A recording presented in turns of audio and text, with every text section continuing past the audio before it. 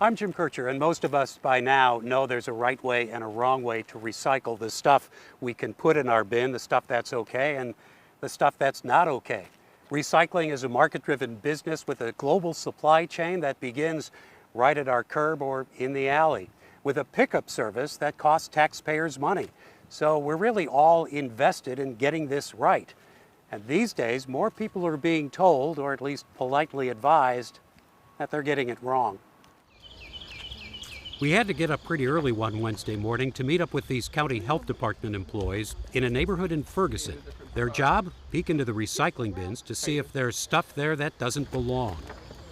Oh, goodness. Trash, diapers, food, and especially plastic bags, which can be recycled at stores, but not in bins. And if they see that stuff, they turn the bin around and it will not be emptied by the truck this week. They attach what's called an oops tag telling the homeowner what they did wrong. Had some things that we call yuck. There were some napkins and paper towels and masks. This is already being done in some places, but this is a pilot program that will actually analyze if tagging leads to better quality recycling in the long run. And they picked this one neighborhood for the study. We will be tagging about 4,300 households. And it wasn't random, it was selected because Ferguson is in some ways not very unique. They're a lot like any other community throughout the country. The other part of the study is happening here at the Republic Services plant, where the neighborhood's recyclables end up. It was last spring, before the pandemic hit and before tagging began, when the loads from that neighborhood were first analyzed. It catches air and floats around. Brent Batliner explained that instead of just dumping the stuff from that Ferguson neighborhood in with everything else as they usually do, they were setting it aside in its own pile and doing a detailed analysis of just what was in there. Friday morning, we're going to clean every bunker out in this plant. We're going to run that pile along with today, tomorrow, and Thursday's material, and we're going to get a baseline of what's in it. And you're going to have a good sense of how much stuff is good stuff? Right. And what percentage is bad stuff? That is correct.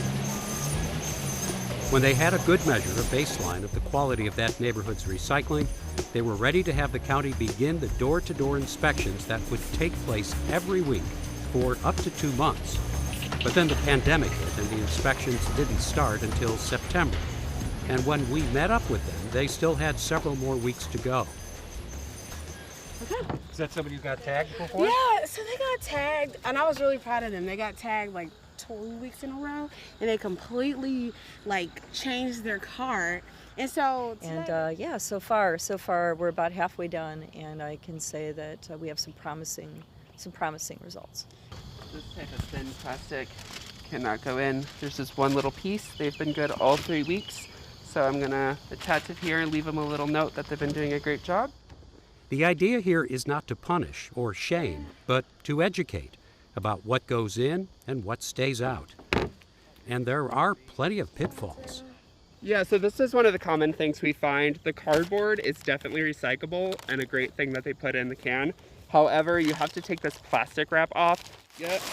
So back to the grocery store or in your trash can in the recycling bin. Are you getting any complaints, any dissatisfaction with that? We get some phone calls. Fortunately, all of them have resolved positively. I think that people are making the effort to recycle and put things in their cart to be recycled. They want to know how to do it right, and they don't mind taking the few things out. Usually it's a matter of oh, I didn't know that. And so they're happy. And then at the end of the Oops Tag thing, we're giving them thank yous and letting them know what a great job they're doing.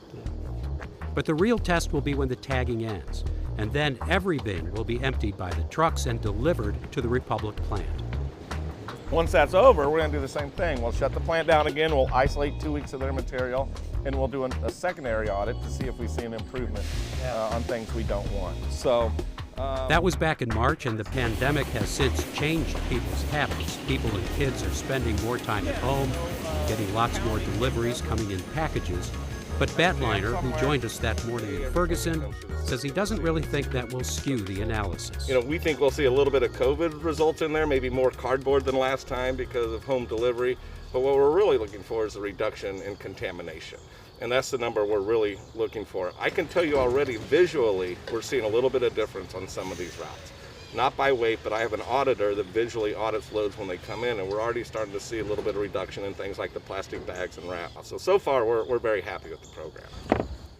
If the early indications hold up, if this one neighborhood, after the tagging stops, has cut down on the trash and other contaminants in their recycling bins, the OOPS program will have been a success. The county would love to scale this up. If we get good results from this pilot, we're hoping to scale it up, but first to the unincorporated trash districts and then to municipalities.